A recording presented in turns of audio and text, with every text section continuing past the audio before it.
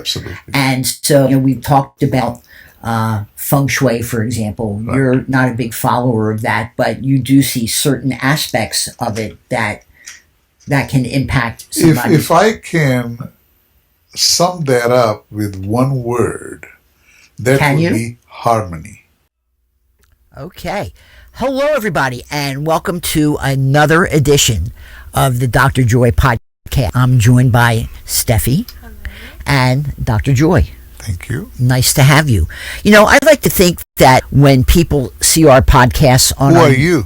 Who am I? Uh-huh. I'm just Gary. I'm just Gary. I'm a journalism professor. Gary Metzger, professor of journalism. Thank you. At different universities, definitely at Cal State Long Beach. Thank you. Dr. Joy, I'd like to think that when people see our podcasts on our YouTube channel, they're getting a masterclass in how to be more joyful and how to have happier, better lives. And apparently the country of Finland has picked up on that idea. In case you didn't know, everybody, Finland for the 6th consecutive year was according to the World Happiness Report, is the happiest country in the year. 6 consecutive years. Yes, it's crazy.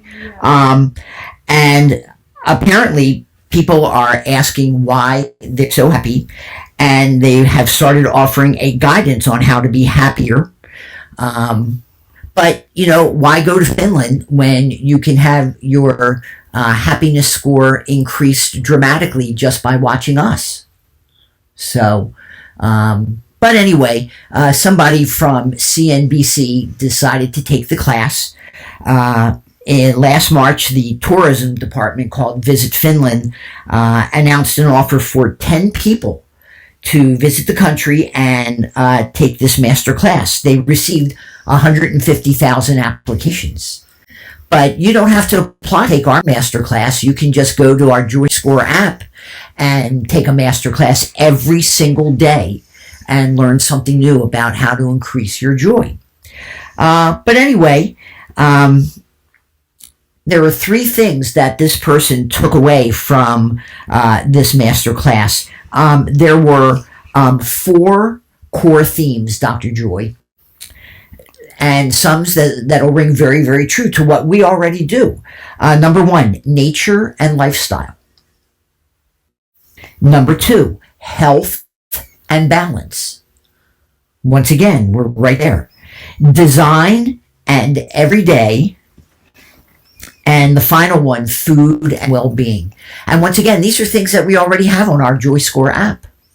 Absolutely. And so here are some of the takeaways from this masterclass, but things that you can take away from our JoyScore app as well. Number 1, connecting with nature is important for your mental health no matter where you live. Something that we already knew. Apparently, the course said that having a relationship with nature doesn't have to look like being in the forest or sailing on a river. You can take a walk down a bike path. You take a walk by an ocean, take a walk by a river. Walk in a park. Yeah. Absolutely. It's more about being in tune with our 5 senses as we walk outside to do the simplest things like grabbing a coffee or commuting to work. Nothing that we don't already know from the JoyScore app. Did you know, though, hello, Dennis. Did you know that Finland has a law called Every Man's Right? The Every Man's Right law says that it grants people the right to roam and stay overnight in nature, regardless of land ownership. Many Finnish people camp, frequently walk and bike in nature, and simply embrace all that nature has to offer. So that was number 1, things that we already knew about. Number 2, it is better to have enough than to want for more.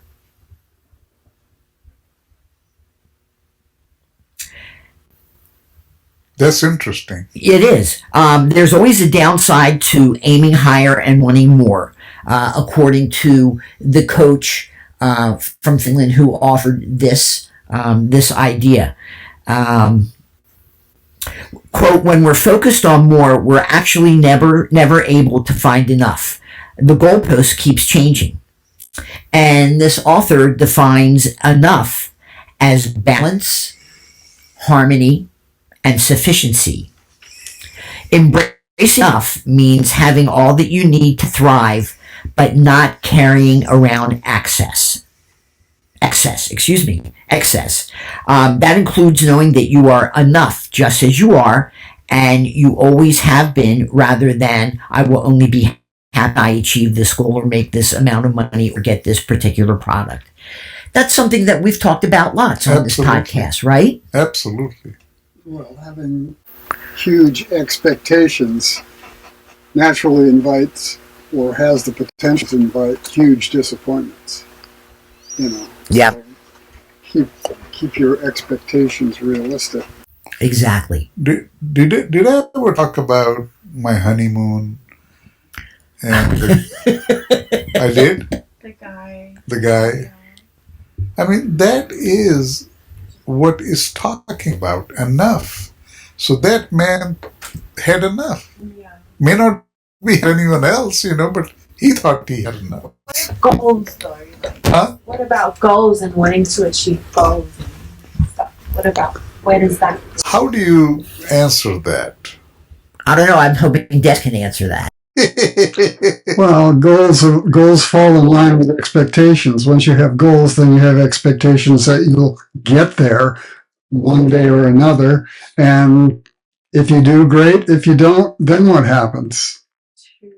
Well, you can have higher goals, levels, things you want to achieve, And my life, there was a time when I was constantly striving for that.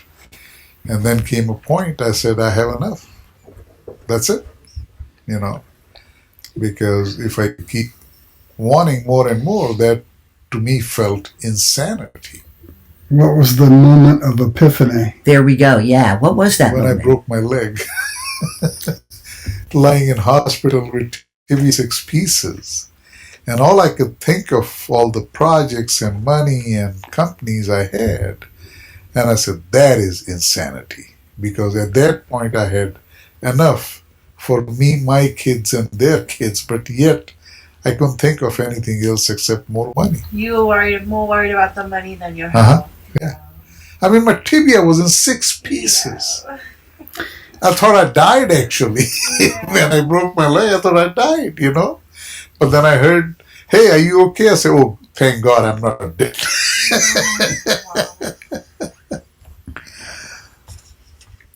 There is, number 3, sorry. And this really goes to your experiences, Dr. Joy. The way you design your space can impact your mental health. Absolutely. And so, we've talked about feng shui, for example. Right. You're not a big follower of that, but you do see certain aspects of it that can impact somebody. If I can sum that up with one word, that would be harmony. Harmony. Yeah. To have harmonious approach to your space, design, clashing. So other extreme of harmony could clash, where everything is clashing with everything else, Or everything is harmoniously connecting with everything else and there is no fight, Colors, objects, furnishings, everything. I mean, you can't have too much furnishing, right? Actually, this is now getting a little bit off the topic and subject, I had a professor I admired, actually, for his calmness. And so one day he said, that project you need to bring, can you bring it to my house? I said, yeah, absolutely. So I drove up to hand over the project to him, and he invited me in. And I realized he hardly had anything in his house. You know, it was very, very simple, modest, few pieces of furniture, but so calming. No, I said, no wonder he's so calm all the time. It's where he lived. Got it. So this the coach of this part of this master class and everything said that and talked about how much our homes and the space we visit frequently affect our well-being. Absolutely.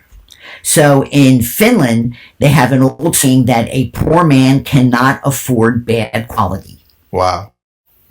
That's true. It's such an amazing state. Yeah. It really is. And quality doesn't mean the expensive thing. It doesn't. But what does it mean? Well, again, it's going back to the principles of design. You know, I have worked on projects where I was challenged to create very soothing, harmonious environment for a person who was very highly agitated, successful, you know. And he dealt with a lot of me every day, and when he came home, he wanted to just calm down, you know. So that's what I did.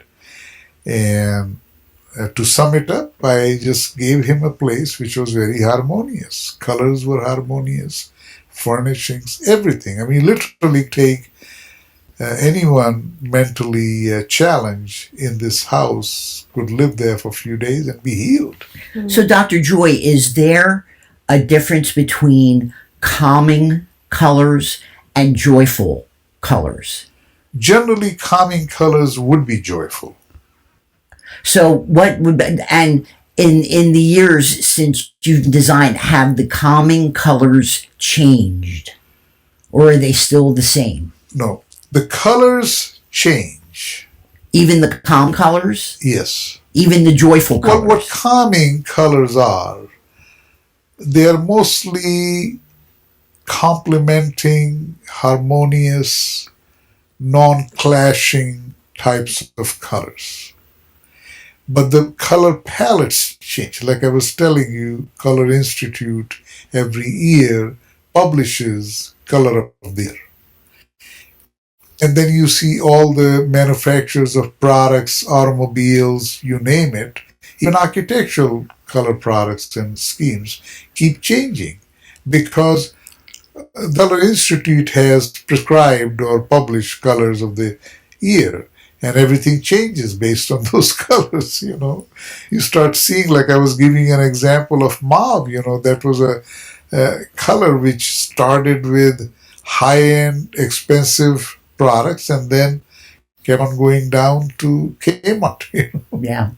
Dennis, go ahead, sorry. When you talk about color, there's color in nature, and this image that was just playing in front of me with the aspen trees turning their golden color in the fall that they always do in the Rocky Mountains.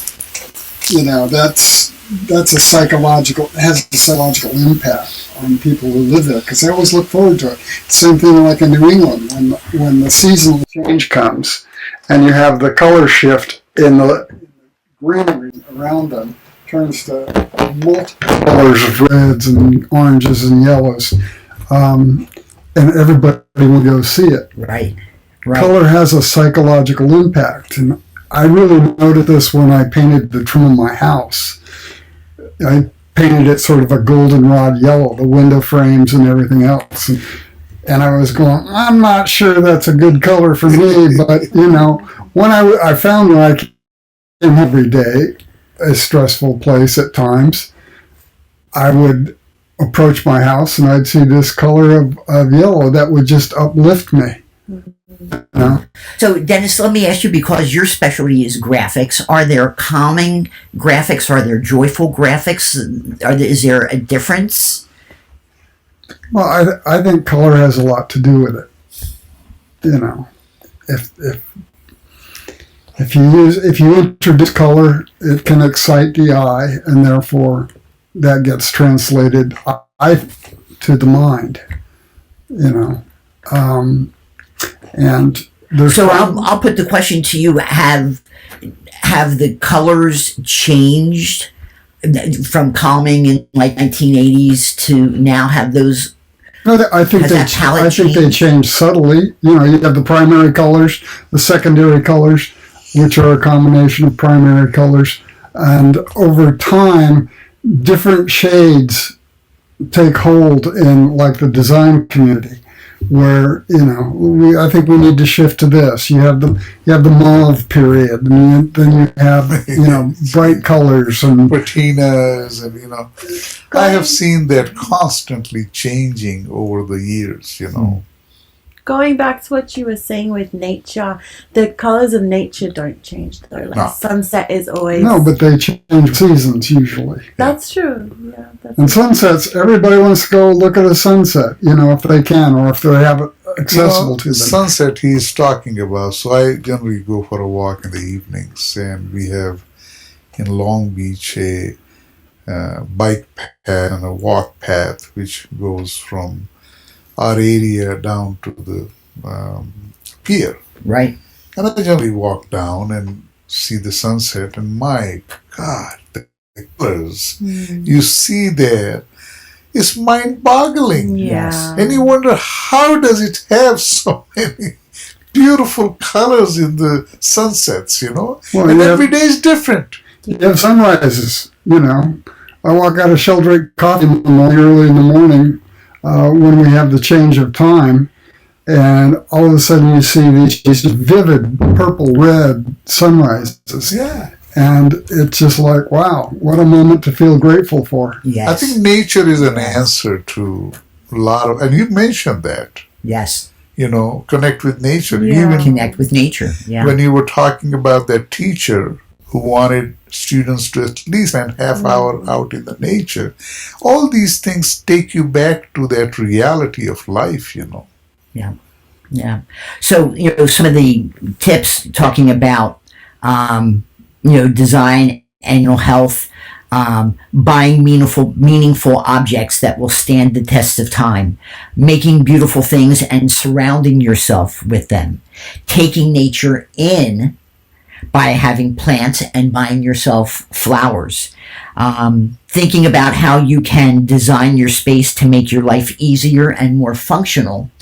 And finally, this last piece of advice: meaningfulness is one of the keys to happiness. Totally. When you bring flowers to a girlfriend, and they're sitting in a vase on the dining room table, and you enjoy the experience of them, their color and their freshness, and as they bloom, it's a really small thing. So now that you don't have a girlfriend, what do you do with the flowers? What do I do with flowers? You don't I don't buy flowers anymore. Do you like flowers as a gift? Oh, absolutely. Okay. Everybody likes flowers. Okay. I think so. But no, Flowers are the representation of nature. Yeah.